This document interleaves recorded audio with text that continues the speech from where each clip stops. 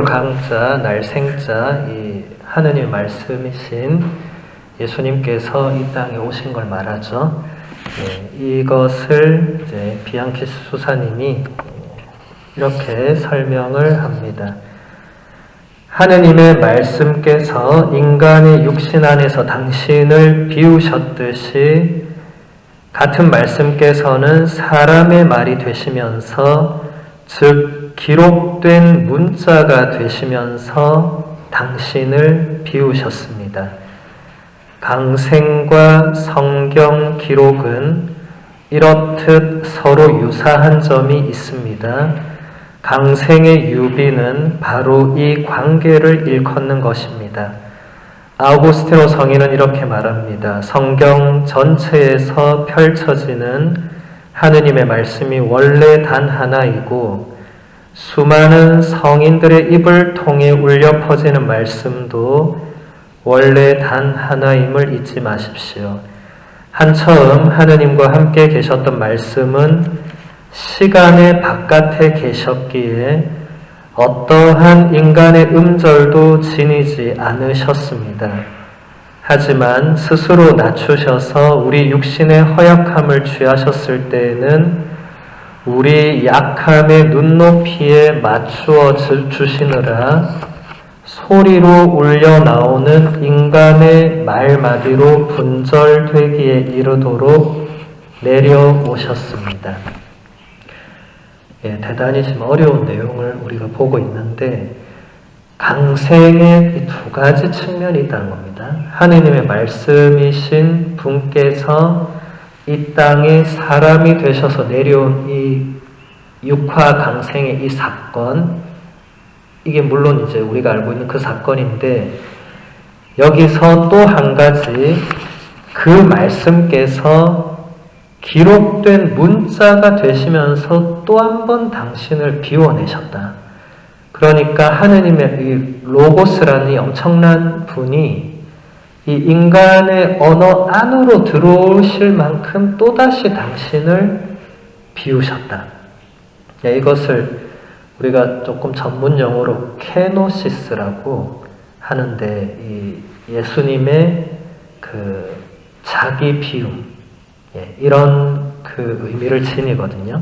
예수님은 처음부터 하느님과 똑같은 분이었지만 필리피서 여러분이 2장 그 6절에서 11절을 보면 이게 그리스도 창가라고 해서 예수님이 어떤 분이셨는데 자신을 비웠는지 그게 아주 잘 나와 있죠. 하느님과 똑같은 분이 완전히 당신 자신을 비우시고 인간이 되시는 이 엄청난 사건이 강생인데 이 성경에서도 똑같은 자기 비움이 그대로 일어난다는 겁니다.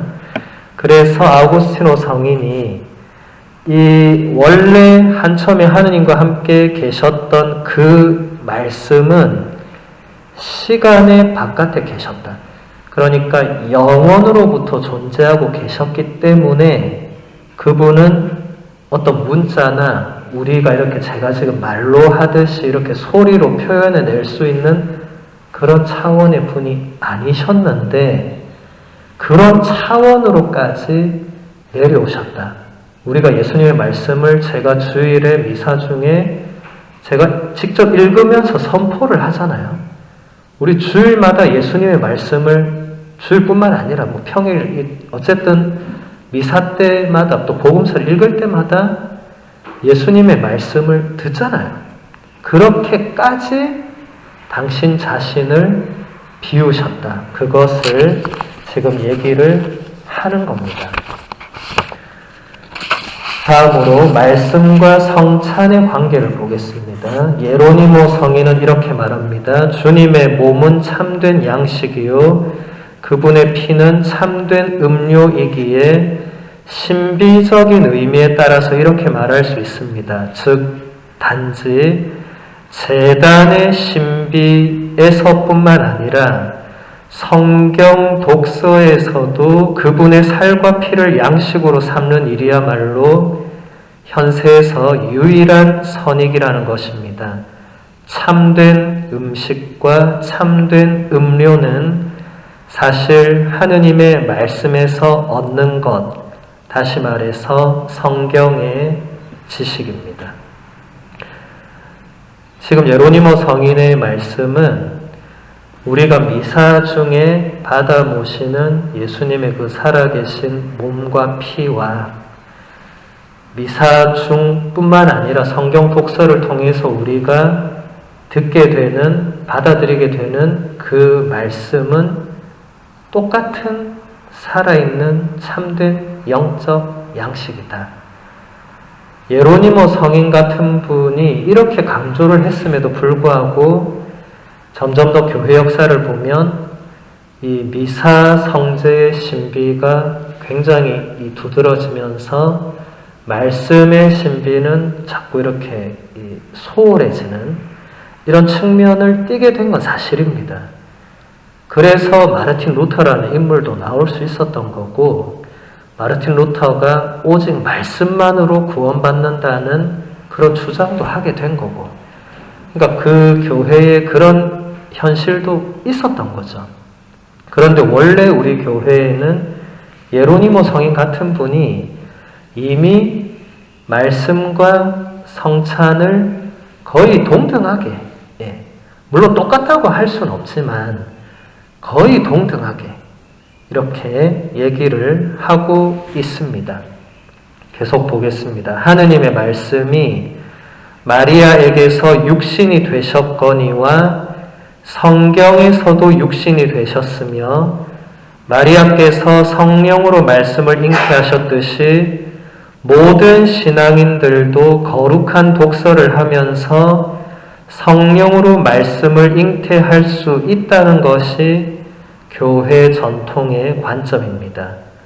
교부들은 성체 성사가 그러하듯 성경 독서 역시 하느님과 만나며 친교를 맺는 현장이라는 사실을 명확히 의식하고 있었습니다.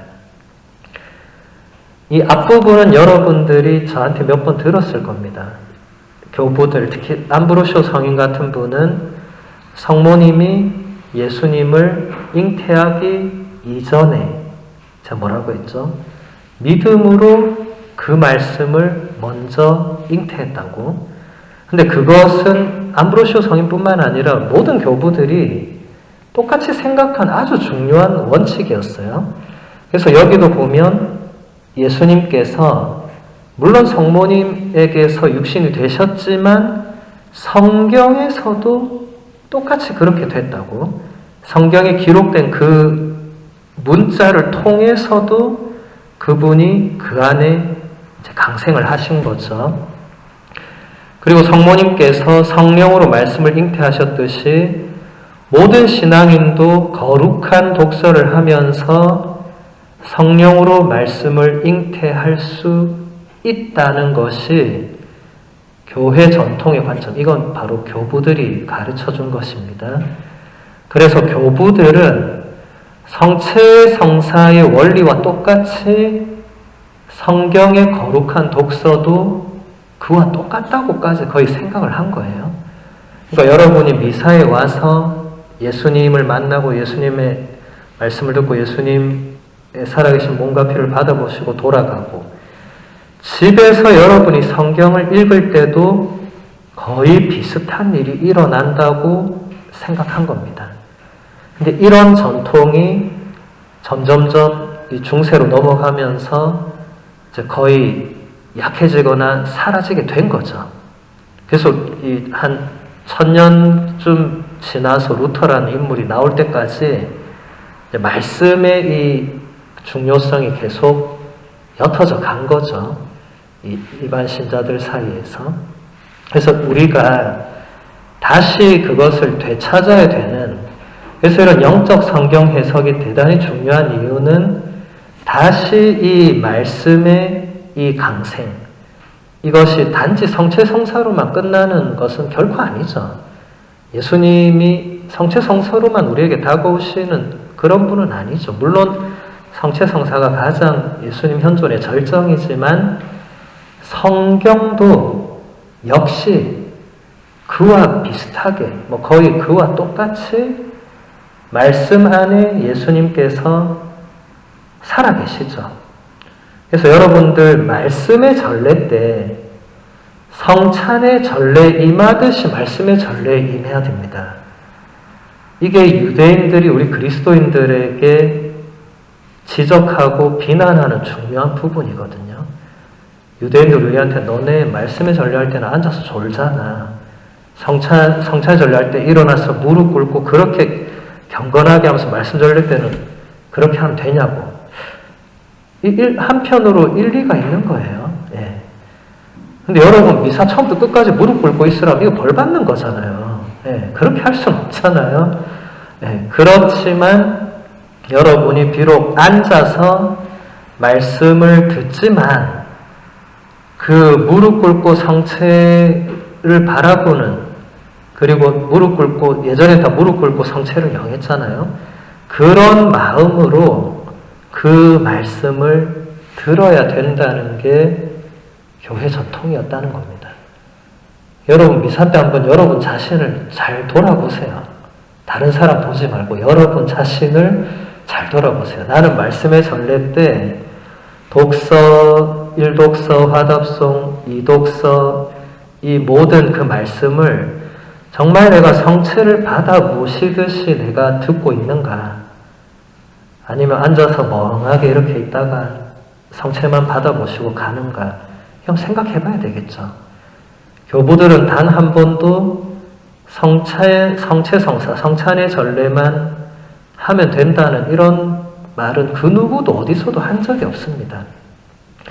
그래서 이것은 굉장히 우리가 놓쳤던, 지금도 많은 신자들이 어떻게 보면 놓치고 있을 수 있는 부분입니다. 예로니모 성인은 이렇게 말합니다.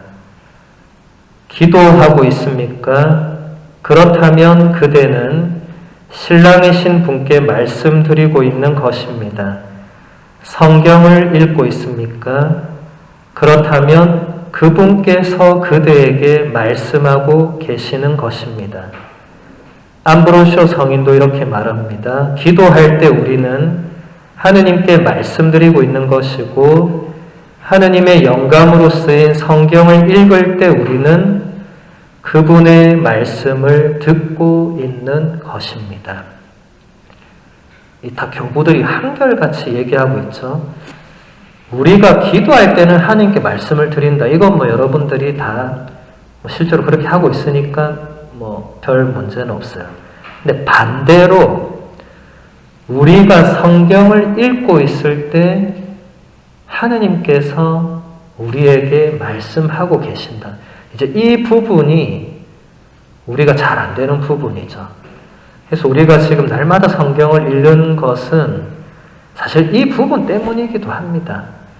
날마다 성경을 읽지 않는 사람이 이 부분을 몸으로 체득하거나 깨닫기는 어렵겠죠.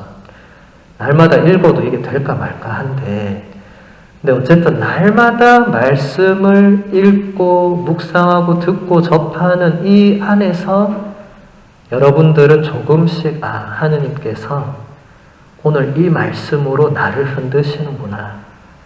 하느님께서 오늘 이 본문의 어떤 이 내용으로 나를 깨우쳐 주시는구나.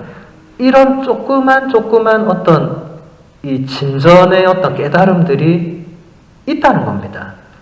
예, 그렇게 되어가는 여러분의 과정에 있고, 물론 제가 지금 말한 대로 매번 성경 읽기가 그렇게 되지는 않겠지만, 근본적으로 중요한 것은 여러분들이 성경을 펼치는 그 순간부터, 아니 정확하게 표현하면 성경을 읽으려는 마음을 품는 순간부터 하느님의 초대와 하느님의 말씀이 거기에 이미 시작이 되고 있다고 보면 됩니다. 그렇게 해서 성경 본문이 여러분이 읽는 대상이 아니라 아까 우리가 본 것처럼 성경 본문이 주체가 되어서 나를 대상으로 말씀을 하시는, 내가 들어야 되는 이런 차원으로 여러분의 성경 독서가 나아가야 된다는 거죠. 다음으로 성경은 성사라는 부분을 보겠습니다.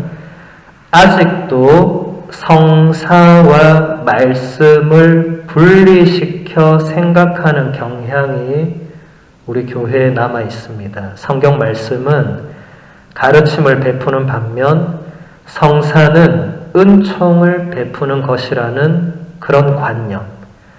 말씀은 단지 성사를 준비시키고 가르치는 역할을 할 뿐인 반면 성사야말로 효력을 발휘한다고 생각하는 그런 관념 탓입니다.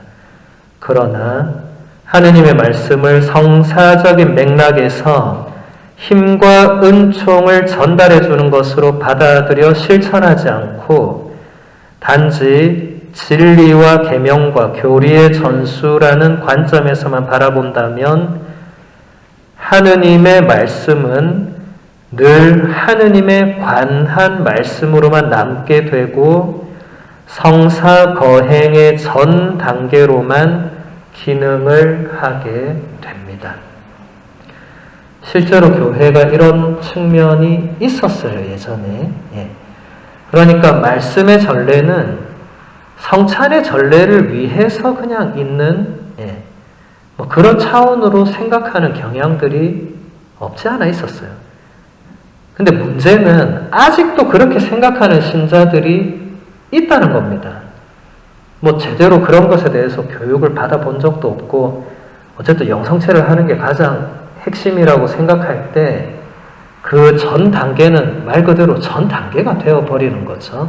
근데 이것은 대단히 잘못된 것이고 우리 교회 초창기 교부들은 아무도 말씀을 그렇게 대하지 않았고 성경도 성사적인 측면이 있다. 여러분, 성사가 뭐죠? 보이지 않는 하느님과 그분의 은총, 그분의 섭리, 그분의 계획을 드러내 보여주는 어떤 표징을 성사라고 하고 우리 교회는 지금 현재 7가지의 성사를 구체적으로 정해놨죠. 그런데 성경은 물론 7성사 안에 들어있지 않지만 그 측면으로 볼 때는 성경도 굉장히 성사적인 측면을 지니고 있는 거죠. 성경 말씀을 통해서 우리는 하느님의 현존, 하느님의 은총, 하느님의 사랑을 느낄 수 있죠. 이것도 하나의 성사가 될 수 있다는 겁니다. 물론 정해놓은 7성사를 우리가 8성사로 바꾸자 이게 아니에요. 그건 이단이 됩니다. 그렇게는 하면 안 되고 그런 차원이 아니라 성경의 그 성사적인 측면을 우리가 간과해서는 안 된다는 겁니다. 성체 성사처럼 그렇게 성경 말씀도 우리에게 하느님의 힘과 은총을 전달해주는 그런 아주 중요한 원천이 되는 거죠. 성경은 그 신적이고도 인간적인 특성으로 말미암아 하나의 성사입니다. 그것은 감각적인 표지로서 그리스도의 신비를 간직하고 또한 드러냅니다. 그것은 듣는 우리와 말씀하시는 하느님이 참으로 만나는 장소입니다. 성경은 성사로서 은총이 부어지는 자리이며 하느님과 맺는 친교의 도구로서 그분 현존의 계시가 됩니다. 그래서 다른 모든 성사와 같이 성경도 믿음으로 받아들여야 합니다. 토마스 아퀴나스 성인은 이렇게 말합니다. 그리스도의 마음을 드러내 보여주는 성경은 그리스도의 마음을 통해서 깨닫게 됩니다. 더 구체적으로 지금 설명을 해 주시고 있는데 성경이 왜 성사라고 말할 수 있느냐? 지금 여러분 잘 들으셔야 됩니다. 지금 비앙키 수사님이나 제가 7성사에 하나를 더 늘리자 이런 얘기를 하는 건 절대로 아니에요. 그렇게 알아들으면 큰일 나고 그게 아니라 성경이라는 게 그냥 책이 아니고 신적인 특성과 인간적인 특성이 함께 있기 때문에 이 또한 성사가 된다. 여러분 성체성사 생각해보면 신적인 특성과 인간적인 특성이 그 안에 같이 있죠. 토마스 아퀴나스 성인이 성체 찬미가를 지어서 우리에게 지금까지 800년 넘게 전해지고 있는데 거기서 뭐라고 말하죠? 여기서는 신성과 인성이 다 보이지 않는 그 성사의 굉장히 더 큰 차원을 지금 노래한 건데, 근데 어쨌든 그 특성은 신적이고 인간적 차원을 동시에 지니고 있습니다. 왜냐하면 성체는 눈으로 보면 그냥 빵이죠. 인간적이죠. 그런데 그게 축성된 이후에는 예수님의 몸으로 변하죠. 이건 신적이죠. 근데 거기에는 반드시 믿음이 들어가야만 둘 다가 가능하게 되죠. 그래서 믿지 않는 사람에게는 성체를 주지 않습니다. 왜냐하면 그 사람에게는 그게 하나의 빵일 뿐이기 때문에 그렇죠. 성경도 마찬가지입니다. 성경은 감각적인 표지로서 그리스도의 신비를 간직하고 드러낸다. 그 문자를 통해서, 그 내용을 통해서 우리가 거기서도 얼마든지 예수 그리스도를 만날 수 있죠. 또 성경은 듣는 우리와 말씀하시는 하느님이 참으로 만나는 장소가 됩니다. 여러분 성경 독서하면서 이런 체험들을 하시는 분들이 계실 거예요. 그리고 여러분들이 살다 보면 미사에 못 오는 상황들이 얼마든지 있을 수 있잖아요. 몸이 편찮으신 분들은 성사 참여가 불가능하죠. 그런 분들은 어떻게 하느님을 만납니까? 홀로 기도하면서. 근데 그냥 홀로 기도하는 것보다는 성경 말씀을 통해서 성경을 읽고 묵상하면서 내가 비록 지금 몸이 아프고 지금 미사에 갈 수 없는 처지라 하더라도 하느님이 성전에만 있고 집에는 없는 그런 분이 아니시니까 얼마든지 거기서도 하느님을 만날 수가 있죠. 그래서 성경도 충분히 성사적인 측면 또 하느님 현존의 그런 계시가 된다. 그래서 다른 모든 성사와 마찬가지로 성경도 믿음으로 받아들여야 한다. 토마스 아퀴나스 성인의 이 아름다운 문장, 그리스도의 마음을 드러내 보여주는 성경은 그리스도의 마음을 통해서 깨닫게 된다. 여기 라틴어 원문을 보면 이게 깨닫게 된다. 이게 수동태로 쓰여 있어요. 그러니까 여러분들이 성경을 읽을 때 예수님의 그 마음을 내가 느끼는, 내가 능동태가 아니고, 능동태, 수동태 구분은 아시죠? 그죠? 수동태는 내가 주체가 아니고 어떤 다른 상대방이 주체입니다. 그래서 성경을 읽을 때 예수님께서 당신의 마음을 내가 느낄 수 있도록 해 주신다는 거예요. 그러니까 토마스 아퀴나스 성인도 교부들의 전통을 그대로 이어받고 있습니다. 내가 읽지만 내가 느끼는 건 내가 느끼는 게 아니고 내가 읽고 있는 그 본문이 말씀하시고 있는 바로 그분께서 그 본문과 내가 읽고 묵상하는 그 전체적 과정을 통해서 당신을 느끼게 해주는 엄청난 신비죠. 이게 성사죠. 이런 일이 여러분들이 성경을 읽을 때 발생하고 있다는 겁니다. 매번 깨달을 수는 없지만 발생을 하고 있다는 거예요. 여러분 성체성사의 신비도 매번 깨닫지 못하잖아요. 그냥 믿음으로 받아들이잖아요. 성경도 마찬가지라는 겁니다. 자, 성경의 일체성에 대해서 조금 더 자세히 보도록 하겠습니다. 성경이 성경을 해설한다. 비앙키 수사님 이렇게 말합니다. 성경 자체가 성경에 대한 해설자라는 말은 결국 성경 안에 어떤 근본 원리가 있다는 말입니다. 이스라엘을 종살이에서 해방시키심으로써 역사 안에 위격적인 하느님으로 드러나셔서 당신과 계약의 관계를 맺게 해주시는 한 분이신 야훼 하느님께 대한 신앙이 바로 그 근본 원리입니다.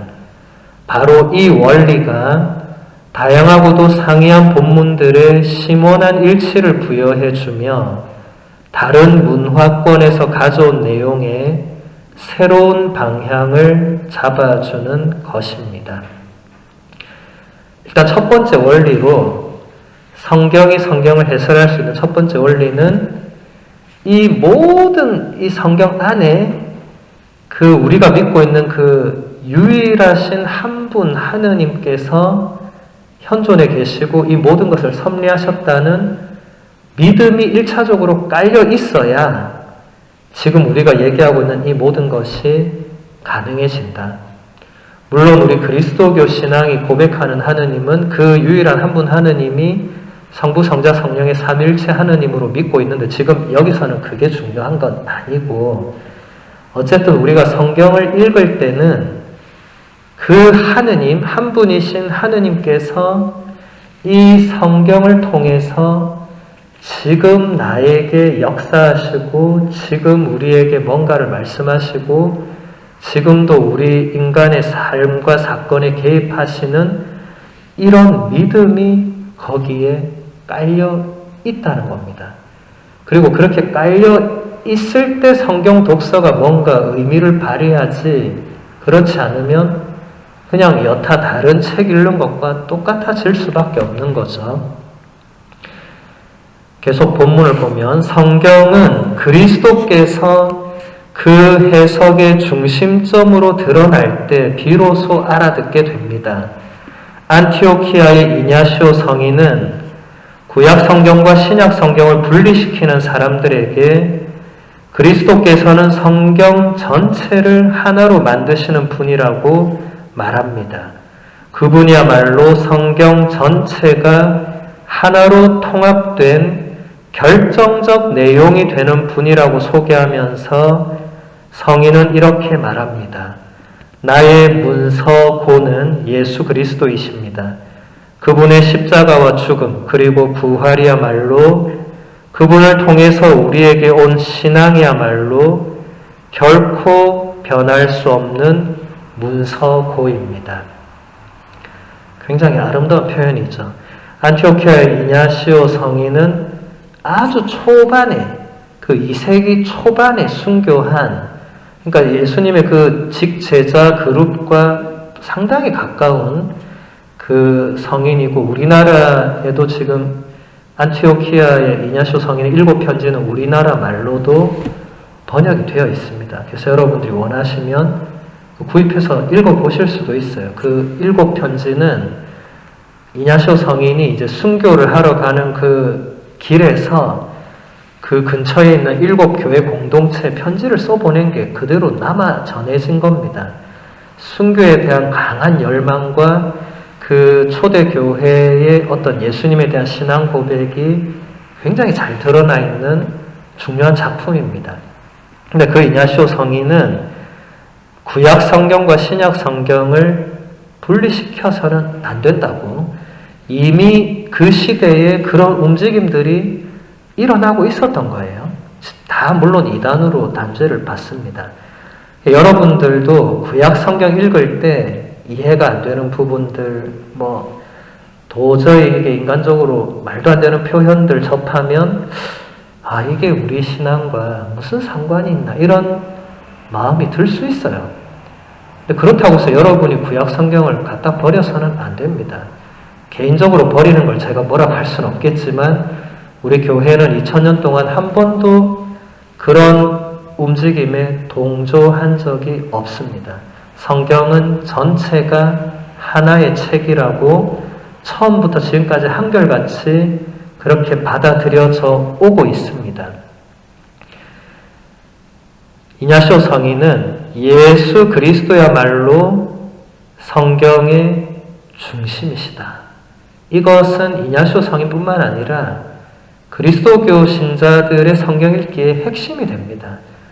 여러분들 지금 구약을 읽고 계시지만 그래도 중심은 예수 그리스도이십니다. 그래서 제가 주일 강론 때 몇 번 말씀드렸죠. 어떤 내용이 이해가 안 되면 이게 예수님에게 가서는 어떻게 적용이 될 것인가? 이게 예수님과 어떤 관련이 있는가? 이렇게 풀어가다 보면 내복음서나 신약의 어느 부분에서 연결되는 지점이 있습니다. 물론 그것을 여러분들이 매번 바로 찾아낼 수는 없겠지만 체크해놓고 또 찾아보고 하다 보면 찾게 되어 있습니다. 연결이 다 되거든요. 그리스도야말로 성경을 완성하는 분이십니다. 율법과 예언서와 시편에서 그분에 대하여 기록한 모든 것의 성취라는 말은 글자 그대로의 실현을 뜻하는 것이 아닙니다. 성경 안에 계시된 하느님의 뜻의 식별과 완성을 뜻합니다. 구약 성경은 부활하신 그리스도를 알고 만나기 위해서 본질적이고도 필수적이며 그리스도 안에서 성취된 구약 성경은 신약 성경의 증언과 교회의 삶의 본질적인 요소입니다. 여기서 굉장히 중요한 이 하나가 나오는데 성경에서 뭔가가 이루어졌다, 성취되었다 이런 표현을 할 때 이게 글자 그대로 이루어졌다는 그게 아니고 하느님의 뜻이 완성되었다는 의미로 우리가 알아들어야 된다. 예수님이 십자가 위에서 숨을 거두실 때 여러분 지난 주님 순환 성금요일 때 들으셨잖아요. 다 이루어졌다 라고 하시면서 숨을 거두셨습니다. 뭐가 이루어진 거예요? 죽으셨는데 죽음이 이루어진 겁니까? 그 죽음 자체는 이루어진 게 아니죠. 그 이후에 계속되는 뭔가가 있는데 물론 그때는 아무도 몰랐죠. 그 십자가 주변에 있던 사람들은 그게 끝이었죠.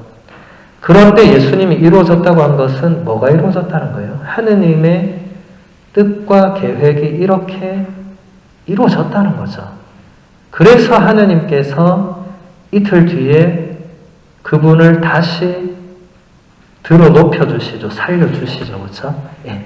그러니까 우리가 이 성취라는 뭔가 이루어졌다는 것은 글자 그대로, 성경은 늘 글자 그대로를 다 받아들여서는 안 됩니다. 항상 그 문자적인 의미를 넘어서는 의미를 찾아내야 됩니다. 물론 1차적으로 글자 그대로의 의미도 중요한 게 물론 많이 있죠. 근데 그게 다는 아니라는 겁니다. 그래서 구약 성경은 본질적이고 필수적인 거다. 구약 성경 없이는 사실 신약 성경도 있을 수 없죠. 뿌리 없는 나무는 없죠. 예. 뿌리가 없는데 나무만 있고 이런 건 말이 안 되잖아요. 구약 성경이란 것이 있음으로 해서 우리는 구약 성경을 뿌리로 해서 거기서 또 신약 성경이 나오고 그 신약 성경에서 또 가지로 또 나오고 이렇게 퍼져나가는 겁니다. 그 다음 성경과 공동체 보겠습니다. 성경은 해석의 열쇠를 자기 혼자 지니고 있노라고 배타적으로 내세우는 학자들의 전유물이 결코 아닙니다. 성경을 열심히 읽는 일, 날마다 성경 말씀에 잠기는 일은 모든 그리스도인이 자기가 받은 세례를 갱신하고 그리스도인으로서의 소명을 굳건하게 하는 계기가 됩니다. 제가 초반에도 학문적인 것과 우리가 개인적으로 성경 묵상하는 것이 좀 다르다고 했죠. 지금 비앙키 수사님도 성경은 학자들이 학문적으로 연구해서 자기들이 진리를 소유하고 있는 그런 책이 아니다. 물론 그런 게 성경 해석에 도움이 됩니다. 도움이 안 될 수 없죠. 우리가 미처 알 수 없는 부분들을 학자들이 열심히 연구하는 건 얼마나 감사한 일이에요. 예. 그런데 그렇다고 해서 그분들만의 전유물이 될 수도 없는 그런 성경이죠.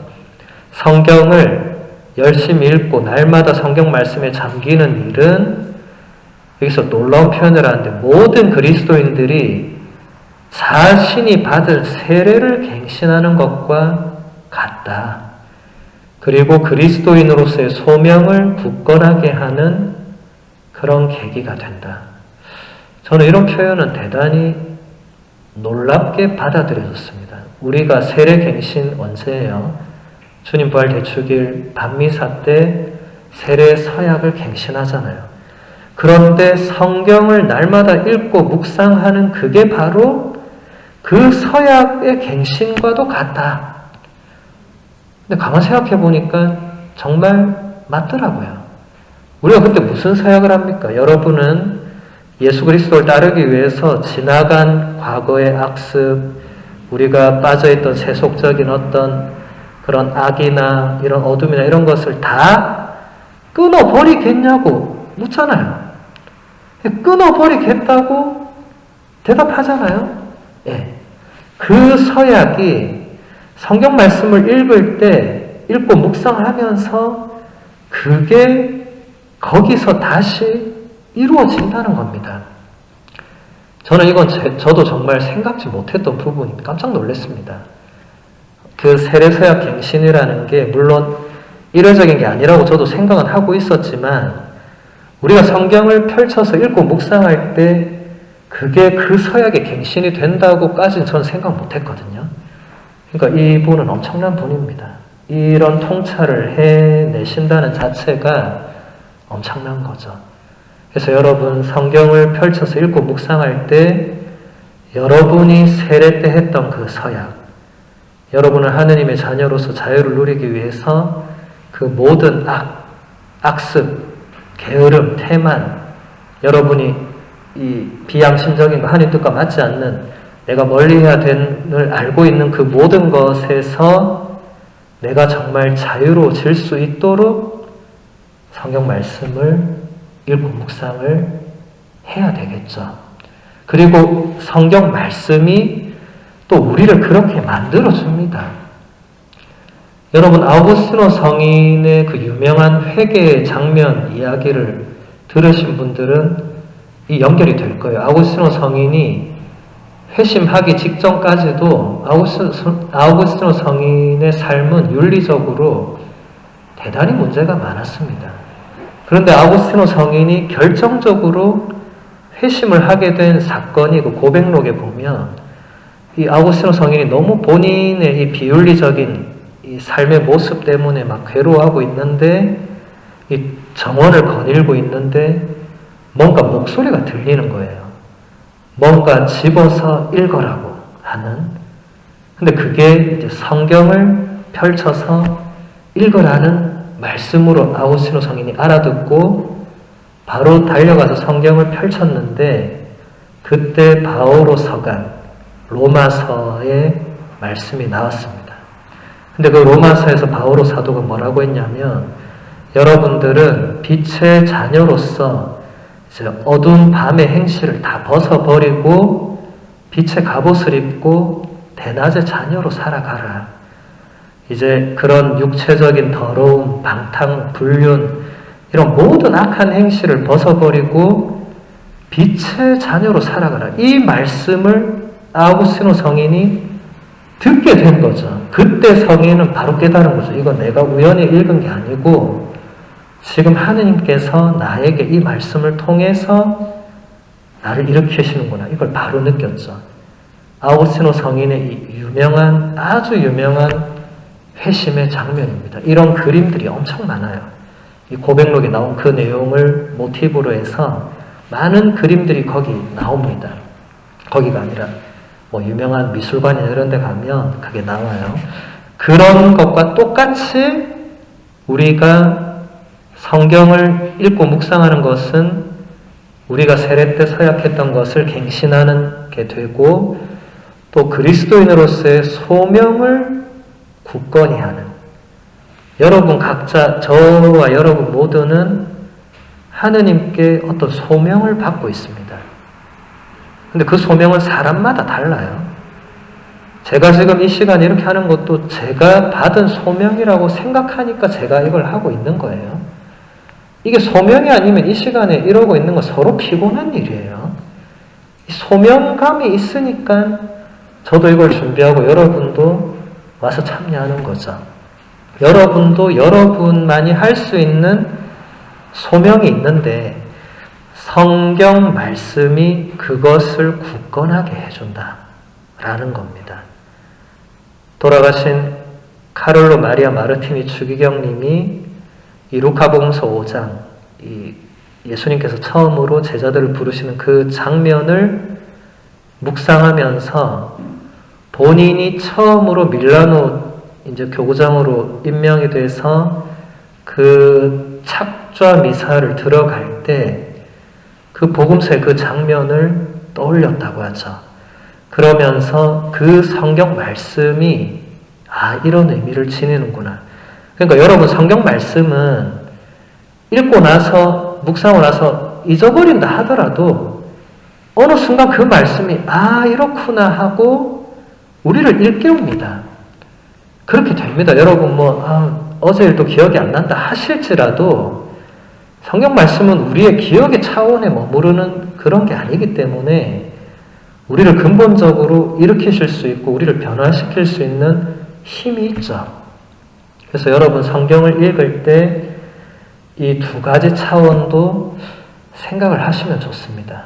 내가 그냥 성경을 읽는 게 아니라 하느님의 자녀로서 참된 자유를 누리고 또 예수 그리스도의 제자로서 정말 그분의 뒤를 따르고 그리고 내가 그분들의 뜻과 가르침을 내 삶으로 살아내고 또 다른 사람에게 전할 수 있는 근본적인 지금 이 어떤 배움의 시작이 성경 안에서 이루어진다는 거죠.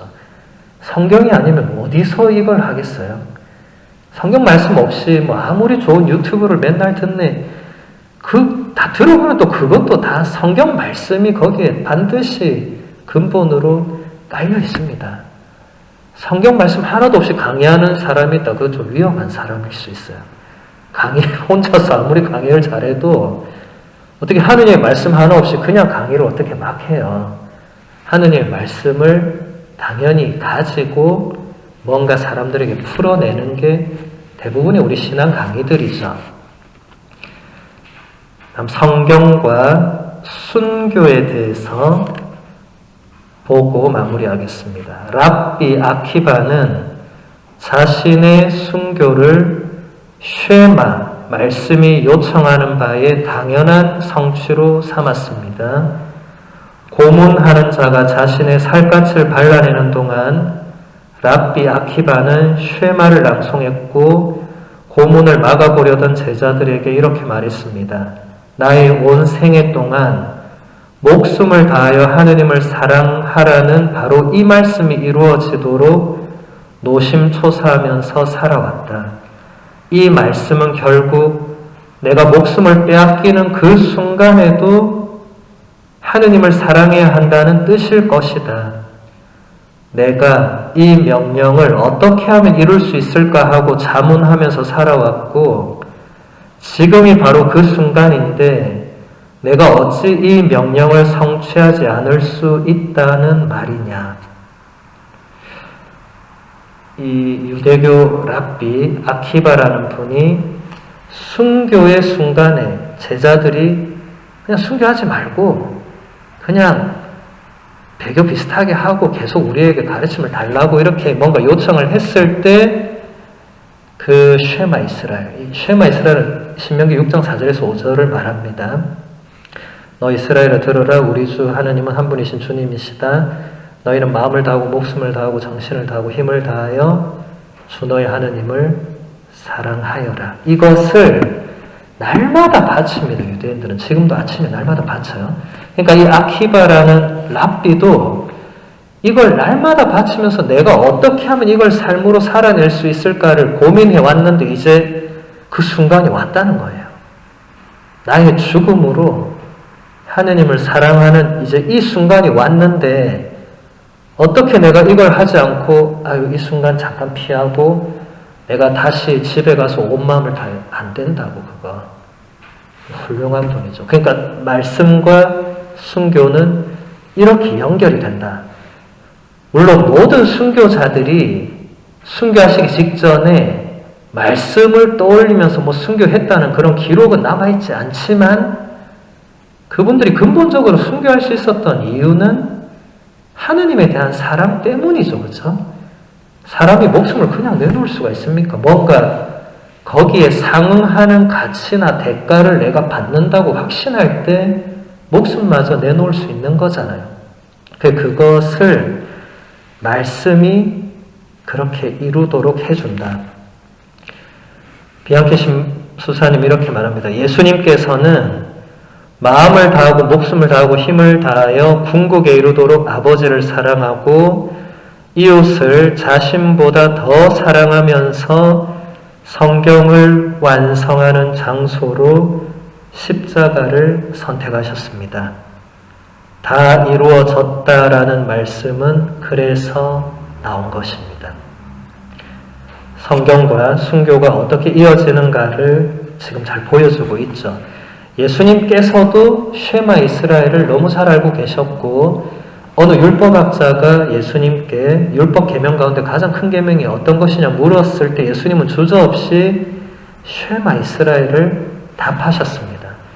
그리고 예수님은 본인도 당신도 그 쉐마 이스라엘을 어디서 이룩할 것인가, 어디서 이것을 완성할 것인가를 놓고 볼 때 그 최종적인 장소는 십자가였던 거죠. 예수님이 거부할 수 있었지만 거부하지 않았고 받아들였던 장소. 정말 그 십자가는 그 십자가 사건 자체도 신비지만 거기서 우리는 예수님의 그 고통, 죽음 그 측면만 묵상해서는 안 됩니다. 그 십자가는 하느님께서 우리에게 당신의 그 모든 것을 보여주는 이 최종적인 무언가거든요. 그러니까 인간적인 고통에 머물러 있으면 그 너무 1차원적이고 이제 그걸 넘어서는 차원. 그래서 제가 지난 우리 성금요일에 십자가의 길의 12처에서 제가 성가를 부른 게 그리스도 찬가였어요. 필리피서 2장 6절에서 11절의 그 말씀이었습니다. 예수 그리스도 그분은 하느님의 모습을 지니셨지만 하느님과 같음을 당연한 것으로 여기지 않으시고 오히려 종의 모습을 취하셔 사람이 되셨고 그리고 그냥 사람이 되신 게 아니라 죽음에 이르기까지 순종하신 제가 그걸 노래한 거예요. 제가 그냥 그 노래가 좋아서 노래한 게 아닙니다. 이런 의미들이 성금요일 사건에 있다는 것을 제가 확신하고 또 여러분과 공유하기 위해서 그렇게 했던 거죠. 여기서 비앙키 수사님도 그 이야기를 하는 겁니다. 그래서 요한복음서에서 예수님께서 마지막에 십자가에서 다 이루어졌다고 복음서마다 예수님의 그 마지막 말씀은 다릅니다. 요한복음서에서만 나오는 다 이루어졌다. 이것은 바로 하느님께 목숨을 다해서 하느님을 사랑하는 그 쉐마 이스라엘을 예수님도 몸소 거기서 보여주신 거죠. 이 랍비 아키바도 마찬가지고. 그러니까 우리에게도 말씀은 순교도 가능하게 하는 힘을 지니고 있습니다. 그래서 여러분 날마다 읽는 말씀, 또 매일 미사책에서 읽고 묵상하는 말씀, 또 제가 보내드리는 거에서 또 깨닫게 되는 말씀, 이런 게 단순히 그냥 아우 좋네, 오늘은 별로 안 와닿네, 이런 차원이 아니고 그 말씀이 하느님께서 나에게 그날 뭔가 건네시는 중요한 뜻이 있는 거예요. 그걸 잘 생각해 봐야 돼요. 제가 그냥 뭐 막 보내고 이런 거 아닙니다. 제가 그냥 아무거나 오늘 내키는 대로 오늘은 뭘 보내지 이렇게 보내는 거 아니에요.